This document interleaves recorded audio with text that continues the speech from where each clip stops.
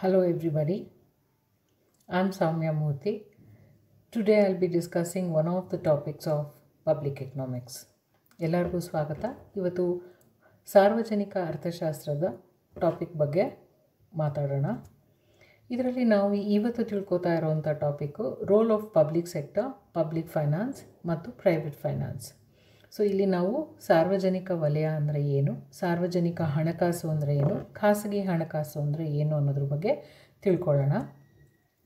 ಮೊದಲನೆಯದಾಗಿ ಸಾರ್ವಜನಿಕ ವಲಯ ಅಂದರೆ ಏನು ಅಂತ ನೋಡಿದಾಗ, any industry or a factory owned and managed by the government is called as a public sector.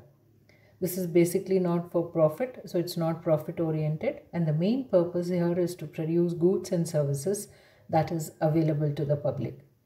So ಸರ್ಕಾರ ಏನು ಮಾಡುತ್ತೆ, ತಾನೇ ಸ್ಥಾಪಿಸಿರೋವಂಥ ಒಂದು ಸಂಸ್ಥೆಗಳಲ್ಲಿ, ಫ್ಯಾಕ್ಟ್ರಿಗಳಲ್ಲಿ ಸರಕುಗಳನ್ನು ಉತ್ಪಾದನೆ ಮಾಡುತ್ತೆ. ಸೊ ಇಲ್ಲಿ ಯಾವುದೇ ಲಾಭ ಅದರ ಉದ್ದೇಶ ಆಗಿರೋದಿಲ್ಲ. ಸಾರ್ವಜನಿಕರಿಗೆ ಈ ಸರಕುಗಳು ಮತ್ತು ಸೇವೆಗಳನ್ನು ತಲುಪಿಸೋದು ಮೇನ್ ಉದ್ದೇಶ ಆಗಿರೋವಂಥದ್ದು. ಹಾಗೆ ನಾವು ಖಾಸಗಿ ಫೈನಾನ್ಸ್ ಬಗ್ಗೆ ತಗೊಂಡಾಗ, ಸಾಮಾನ್ಯವಾಗಿ the meaning of public finance means it deals with the finances of public bodies such as national, state, local bodies and even public finances. That includes the income and expenditure of the state. So ಇಲ್ಲಿ ಸಾರ್ವಜನಿಕ ಹಣಕಾಸು ಅಂತ ಬಂದಾಗ basically ಇದು ನಮ್ಮ ರಾಜ್ಯ ಸರ್ಕಾರ, ಕೇಂದ್ರ ಸರ್ಕಾರ, ಲೋಕಲ್ ಬಾಡೀಸ್ ಇರ್ಬೋದು, ಇವರ ಆದಾಯ ಖರ್ಚು ವೆಚ್ಚದ ಬಗ್ಗೆ ತಿಳ್ಕೊಳ್ಳೋವಂಥದ್ದಕ್ಕೆ ನಾವು ಪಬ್ಲಿಕ್ ಫೈನಾನ್ಸ್ ಅಂತ ಕರಿತೀವಿ. ಹಾಗೆ ನಾವು ಕೆಲವೊಂದು ಡೆಫಿನಿಷನ್ಸ್ ಕೂಡ ನೋಡ್ಬೋದು. ಡಾಲ್ಟನ್ ಅವರು ಮತ್ತು ಫಿನ್ಲೆ ಶಿರಾಸ್ ಅವರ ಡೆಫಿನಿಷನನ್ನು ತಿಳ್ಕೊಳ್ಳೋಣ. So according to Dalton, public finance deals with the income and expenditure of public authorities and the manner in which one is adjusted to the other. So ನಾವು ಆಗಲೇ ಡಿಸ್ಕಸ್ ಮಾಡಿದ ಹಾಗೆ ನಮ್ಮ ಆದಾಯ ಖರ್ಚು ಹೇಗಿರುತ್ತೋ ಹಾಗೆ ಸರ್ಕಾರಕ್ಕೂ ಕೂಡ ಆದಾಯ ಖರ್ಚುಗಳಿರುತ್ತೆ. ಅದನ್ನು ಒಂದಕ್ಕೊಂದು ಹೇಗೆ ಅವರು ಸರಿ ತೂಗಿಸ್ಕೊಂಡು ಹೋಗ್ತಾರೆ ಅನ್ನೋದ್ರ ಬಗ್ಗೆ ಡಾಲ್ಟನ್ ಅವರು ಈ ಡೆಫಿನೇಷನಲ್ಲಿ ಪಬ್ಲಿಕ್ ಫೈನಾನ್ಸ್ ಅಂದರೆ ಏನು ಅಂತ ತಿಳಿಸ್ಕೊಡ್ತಾರೆ. ಹಾಗೆ ಫಿನ್ಲೆ ಶಿರಾಸ್ ಅವರ ಡೆಫಿನೇಷನ್ ತೊಗೊಂಡಾಗ, ಪಬ್ಲಿಕ್ ಫೈನಾನ್ಸ್ ಅಂದಾಗ it is a study of the principles underlying the spending and raising of funds by the public authorities. So ಇಲ್ಲಿ ಸಾರ್ವಜನಿಕ ವಲಯದಲ್ಲಿ ಇರೋವಂಥ ಒಂದು ಜವಾಬ್ದಾರಿ ವಹಿಸ್ಕೊಂಡಿರೋವಂಥವ್ರು ಅಂದರೆ ನಮ್ಮ ಸರ್ಕಾರಗಳು ಸಾಮಾನ್ಯವಾಗಿ ಏನು ಮಾಡುತ್ತೆ, ತನ್ನ ಆದಾಯ ಅಥವಾ ರೈಸಿಂಗ್ ಫಂಡ್ಸ್ ಎಲ್ಲಿಂದ ಬರುತ್ತೆ, ಹಾಗೆ ಹಣವನ್ನು ಎಲ್ಲಿ ಅಥವಾ ಹೇಗೆ ಖರ್ಚು ಮಾಡ್ತಾರೆ ಅನ್ನೋದ್ರ ಬಗ್ಗೆ ತಿಳ್ಕೊತೀವಿ. ಹಾಗೆ ನಮ್ಮ ಪಬ್ಲಿಕ್ ಫೈನಾನ್ಸಿನ ಸಬ್ಜೆಕ್ಟ್ ಮ್ಯಾಟ್ರ್ ತೊಗೊಂಡಾಗ ಇಲ್ಲಿ ನಾವು 4 ಅಂಶಗಳನ್ನ ನೋಡ್ತೀವಿ. ಮೊದಲನೇದಾಗಿ ಪಬ್ಲಿಕ್ ರೆವೆನ್ಯೂ, ಸಾರ್ವಜನಿಕ ಆದಾಯ. ಸಾಮಾನ್ಯವಾಗಿ ಸರ್ಕಾರಕ್ಕೆ ಎಲ್ಲಿಂದ ಆದಾಯ ಬರುತ್ತೆ, ಹೇಗೆ ಇವರು ಆದಾಯವನ್ನು ಪಡ್ಕೋತಾರೆ ಅನ್ನೋದ್ರ ಬಗ್ಗೆ ನಾವು ಡಿಸ್ಕಸ್ ಮಾಡ್ತೀವಿ. ಸಾಮಾನ್ಯವಾಗಿ ಸರ್ಕಾರಕ್ಕೆ ಆದಾಯ ಎಲ್ಲಿಂದ ಬರುತ್ತೆ ಅಂದರೆ ಅದು ಅದರ ಟ್ಯಾಕ್ಸ್ ಮೂಲಕ, ಟ್ಯಾಕ್ಸ್ ಮತ್ತು ನಾನ್ ಟ್ಯಾಕ್ಸ್ ರೆವೆನ್ಯೂ ಅಂತ ಹೇಳ್ತೀವಿ. ಸೊ ಸರ್ಕಾರ ಏನು ಮಾಡುತ್ತೆ, ಅದು ಸುಂಕವನ್ನು ಹಾಕ್ತಾರೆ, ಟ್ಯಾಕ್ಸನ್ನು ಹಾಕ್ತಾರೆ. ಸೊ ಆ ತೆರಿಗೆಗಳ ಮೂಲಕ ಆದಾಯವನ್ನು ಪಡ್ಕೋತಾರೆ. ಕೆಲವೊಂದು ನಾನ್ ಟ್ಯಾಕ್ಸ್ ರೆವೆನ್ಯೂ ಕೂಡ ಇರುತ್ತೆ, ಫೈನ್ಸ್, ಪೆನಾಲ್ಟೀಸ್, ಈ ಥರ ಇವೆಲ್ಲ ಪಬ್ಲಿಕ್ ರೆವೆನ್ಯೂಲಿ ಬರೋವಂಥ ಒಂದು ಕಾನ್ಸೆಪ್ಟ್. ಹಾಗೆ ನಮ್ಮ ಪಬ್ಲಿಕ್ ಎಕ್ಸ್ಪೆಂಡಿಚರ್ ಕಾನ್ಸೆಪ್ಟ್ ತೊಗೊಂಡಾಗ ಸಾರ್ವಜನಿಕ ವೆಚ್ಚ ಅನ್ನೋ ಕಾನ್ಸೆಪ್ಟ್ ಬರುತ್ತೆ. ಸೊ ಸರ್ಕಾರ ಮಾಡುವಂಥ ಖರ್ಚು ವೆಚ್ಚಗಳು. ಸೊ ಬೇಸಿಕ್ಲಿ ಸರ್ಕಾರ ಒಂದು ಶಾಲೆ ಕಟ್ಟಿಸ್ಕೊಡ್ಬೋದು, ಅಥವಾ ಒಂದು ಕೃಷಿಗೆ ಕೆಲವೊಂದು ಸಹಾಯ ಮಾಡ್ಬೋದು, ಅಥವಾ ರೋಡ್ ಮಾಡ್ಬೋದು. ಸೊ ಈ ಥರದಕ್ಕೆ ಸರ್ಕಾರ ಮಾಡುವಂಥ ಖರ್ಚುಗಳು ಏನು ಬರುತ್ತೆ, ಅದರ ವಿವಿಧ ಬಾಬುಗಳು ಏನು ಬರುತ್ತೆ, ಅವನ್ನೆಲ್ಲ ನಾವು ಪಬ್ಲಿಕ್ ಎಕ್ಸ್ಪೆಂಡಿಚರಲ್ಲಿ ನೋಡ್ತೀವಿ ಅಥವಾ ತಿಳ್ಕೊತೀವಿ. ಹಾಗೆ ಸಾರ್ವಜನಿಕ ಸಾಲ ಅಥವಾ ಪಬ್ಲಿಕ್ ಡೆಟ್.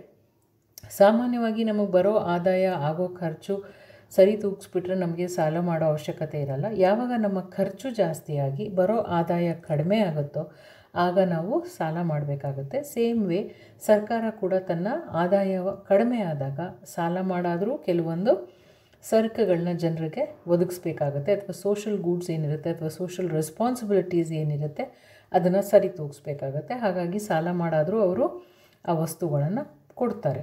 ಸೊ ಅಂಥ ಟೈಮಲ್ಲಿ ಸರ್ಕಾರ ಮಾಡೋವಂಥ ಸಾಲಗಳಿಗೆ ನಾವು ಪಬ್ಲಿಕ್ ಡೆಟ್ ಅಂತೀವಿ. ಇದ್ರ ಬಗ್ಗೆ ತಿಳ್ಕೊಳ್ಳೋವಂಥ ಟಾಪಿಕ್ಕು ನಮ್ಮ 3ನೇ ಟಾಪಿಕ್.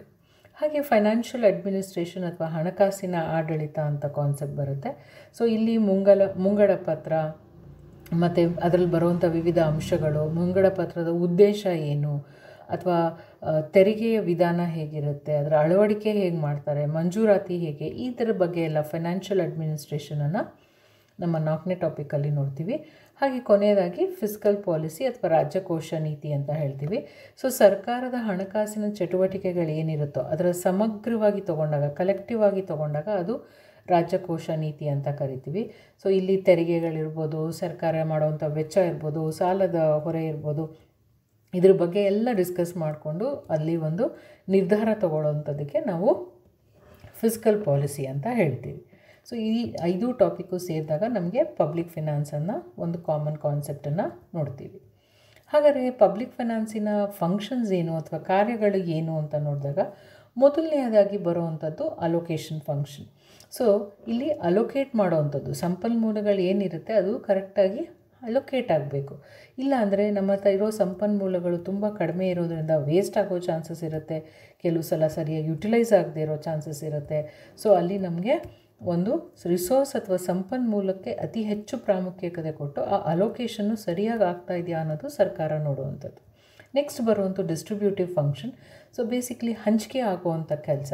ಸೊ ಸಂಪನ್ಮೂಲಗಳಿದೆ ಅಂತ ಹೇಳಿ ಒಬ್ಬ ವ್ಯಕ್ತಿಗೆ ಮಾತ್ರ ಅಥವಾ ಒಬ್ರಿಗೆ ಮಾತ್ರ ಸಿಗೋ ಹಾಗಲ್ಲ, ಅದನ್ನು ಈಕ್ವಲ್ ಆಗಿ ಅಥವಾ ಈಕ್ವಿಟಬಲ್ ಆಗಿ ಡಿಸ್ಟ್ರಿಬ್ಯೂಷನ್ ಮಾಡುವಂಥ ಜವಾಬ್ದಾರಿ. ಹಾಗೆ ಸ್ಟೆಬಿಲೈಸೇಷನ್ ಫಂಕ್ಷನ್. ಸೊ ಸಾಮಾನ್ಯವಾಗಿ ಸ್ಥಿರತೆ ಕೊಡುವಂಥದ್ದು ಸರ್ಕಾರದ ಕೆಲಸ ಆಗಿರುತ್ತೆ. So economic stability, political stability, ಸಾಮಾನ್ಯವಾಗಿ ಇದು ವೆರಿ ವೆರಿ ಇಂಪಾರ್ಟೆಂಟ್ ಒಂದು ಎಕನಾಮಿಕ್ ಡೆವಲಪ್ಮೆಂಟ್ ಅಥವಾ ಗ್ರೋತ್ಗೆ.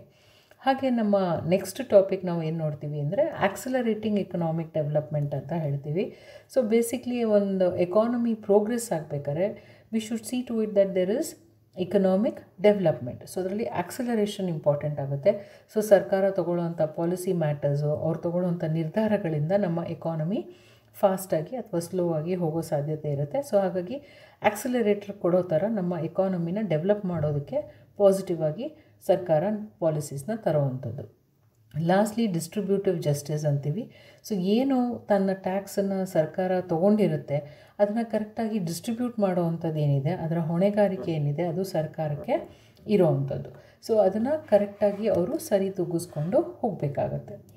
ಸೊ ನೆಕ್ಸ್ಟ್ ನಾವು ನೋಡೋದು ಪ್ರೈವೇಟ್ ಫೈನಾನ್ಸ್ ಅಥವಾ ಖಾಸಗಿ ಫೈನಾನ್ಸು. ಸೊ ಖಾಸಗಿ ಅವರು ಹಣವನ್ನು ಹೆಂಗೆ ತರ್ತಾರೆ, ಏನು ಮಾಡ್ತಾರೆ ಅಂತ ನೋಡಿದಾಗ ಇಲ್ಲಿ this is the finances of the private enterprise for production. It deals with the income and expenses of private enterprise. So ಖಾಸಗಿ ಅವರು ಏನಿರ್ತಾರೆ ಅವರ ಆದಾಯ ಖರ್ಚು ವೆಚ್ಚದ ಬಗ್ಗೆ ನಾವು ತಿಳ್ಕೊಳ್ಳೋವಂಥದ್ದು. ಸೊ ನಾವು ಇಲ್ಲಿ ಸಿಮಿಲಾರಿಟೀಸನ್ನು ನೋಡಿದಾಗ ಸೇಮ್ ಪರ್ಪಸ್ಸು, ಇಲ್ಲಿ ಯಾವಾಗಲೂ ನಾವು ದುಡ್ಡನ್ನು ತೊಗೊಳ್ಳೋದು ಯಾತಕ್ಕೆ, ಕಾನ್ಸೆಪ್ಟ್ ಫಾರ್ ಪ್ರೊಡಕ್ಷನ್ ಇರುತ್ತೆ, ಉತ್ಪಾದನೆಗಿರುತ್ತೆ, ಇನ್ವೆಸ್ಟ್ಮೆಂಟಿಗಿರುತ್ತೆ. ಸೊ ಎರಡರಲ್ಲೂ ಸಿಮಿಲಾರಿಟೀಸ್ ನೋಡ್ತೀವಿ. ಹಾಗೆ ಇನ್ಕಮ್ ಮತ್ತು ವೆಲ್ತ್ ಬಗ್ಗೆ ಒಂದು ಬ್ಯಾಲೆನ್ಸ್ ತರೋದಕ್ಕೋಸ್ಕರ ಇದನ್ನು ಬಳಸ್ಕೋತೀವಿ. ಹಾಗೆ ಇದು ಕೆಲವು ಸಲ ನಮಗೆ ದುಡ್ಡು ಬೇಕಾಗಿರುತ್ತೆ, ಸಾಲ ಬೇಕಾಗಿರುತ್ತೆ ಅಥವಾ ಬಾರೋ ಮಾಡ್ಕೊಳ್ಳೋವಂಥ ಪರಿಸ್ಥಿತಿ ಇರುತ್ತೆ. So when there is a need for borrowing we can either go for public or a private finance. ಹಾಗೆ ಇವೆರಡು ನಡುವೆ ಇರೋ ವ್ಯತ್ಯಾಸಗಳನ್ನ ನೋಡಿದಾಗ ಮೊದಲನೇದಾಗಿ ಪಬ್ಲಿಕ್ ಫೈನಾನ್ಸಲ್ಲಿ ನೋಡ್ತೀವಿ ಇಲ್ಲಿ income and expenditure of the state. So ಇಲ್ಲಿ ಸರ್ಕಾರದ ಆದಾಯ ವೆಚ್ಚದ ಬಗ್ಗೆ ಮಾತಾಡ್ತೀವಿ. ಹಾಗೆ ಖಾಸಗಿಗಳು ತಗೊಂಡಾಗ ಇದು ಒಬ್ಬ ವೈಯಕ್ತಿಕ ಇಂಡಿವಿಜುವಲಿನ ಒಂದು ಆದಾಯ ವೆಚ್ಚದ ಬಗ್ಗೆ ಇರುತ್ತೆ. ಹಾಗೆ ಪಬ್ಲಿಕ್ ಫೈನಾನ್ಸಲ್ಲಿ ನಾವು ಡಿಫ್ರೆನ್ಸಸ್ ನೋಡಿದಾಗ government can force to get income from public. So ಸರ್ಕಾರ ಟ್ಯಾಕ್ಸ್ ಹಾಕುತ್ತೆ, ಸೊ ಆ ತೆರಿಗೆಗಳ ಮೂಲಕ ಆದಾಯವನ್ನು ಬೈ ಫೋರ್ಸ್ ಕಲೆಕ್ಟ್ ಮಾಡ್ಬೋದು. ಆದರೆ ನಾವು ಪ್ರೈವೇಟ್ ಫೈನಾನ್ಸ್ ಅಂತ ತೊಗೊಂಡಾಗ ದೇ ಕಾಂಟ್ ಯೂಸ್ ಫೋರ್ಸ್. ಹಾಗೆ ಪಬ್ಲಿಕ್ ಫೈನಾನ್ಸಿಗೆ ಬಂದಾಗ unlimited resources are available. So ಇಲ್ಲಿ ಸಂಪನ್ಮೂಲಗಳಿಗೆ ಕೊರತೆ ಇಲ್ಲ, ಯಾಕೆಂದರೆ ಸರ್ಕಾರದ್ದೇ ಆಗಿರೋದ್ರಿಂದ ಅದನ್ನು ಅವರು ಹೇಗೆ ಬೇಕೋ ಯಥೇಚ್ಛವಾಗಿ ಬಳಸ್ಕೋಬೋದು. ಪ್ರೈವೇಟ್ ಫಿನಾನ್ಸ್ ಅಂತ ಬಂದಾಗ ದೇರ್ ಇಸ್ ಲಿಮಿಟೆಡ್ ರಿಸೋರ್ಸಸ್. ಹಾಗೆ ಇಲ್ಲಿ ಡಿಫಿಸಿಟ್ ಫೈನಾನ್ಸಿಂಗ್ ಇಸ್ ಅವೈಲಬಲ್. ಸಾಮಾನ್ಯ ನಮಗೆ ಕೊರತೆಯ ಬಡ್ಜೆಟ್ ಆದರೂ ಕೂಡ ನಾವು ಏನು ಮಾಡ್ತೀವಿ, ಸಾಲ ತೊಗೊಂಡಾರು ಆ ಫಂಕ್ಷನ್ಸನ್ನು ಕಂಪ್ಲೀಟ್ ಮಾಡೋಕ್ಕೆ ಟ್ರೈ ಮಾಡುತ್ತೆ ಸರ್ಕಾರ.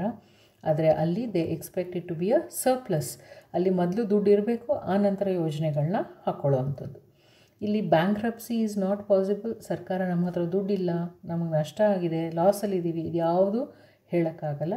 ಆದರೆ ಪ್ರೈವೇಟಲ್ಲಿ ಅವರು ನಾವು ಬ್ಯಾಂಕ್ರಪ್ಟ್ ಅಂತ, ನಾವು ದಿವಾಳಿ ಆಗಿದ್ದೀವಿ ಅಂತ ಹೇಳ್ಕೊಬೋದು.